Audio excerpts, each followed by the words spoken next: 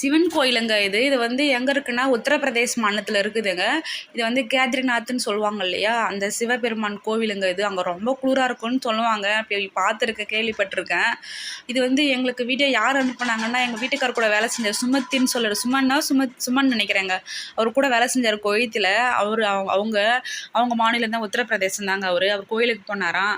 அப்புறம் வீடியோ எடுத்து அனுப்பியிருந்தார். பார்த்தேன். பார்த்தா சிம்பிளாக இருக்குதுங்க. ஆனால் அந்த உள்ள இருக்கிற சிவனுக்கு அவ்வளோ பவருங்க. பார்த்தீங்கன்னா கேத்ரிநாத்லாம் அசால்ட்டாக போக முடியாது அவ்வளோ சீக்கிரம்லாம். செம பவரான சாமிங்க. அப்பா சிவனா அவன் அருள் இல்லாமல் ஒரு அணுவும் அசையாதுங்க. அப்பன் சிவபெருமானே எங்களை எல்லாரையும் பத்திரமா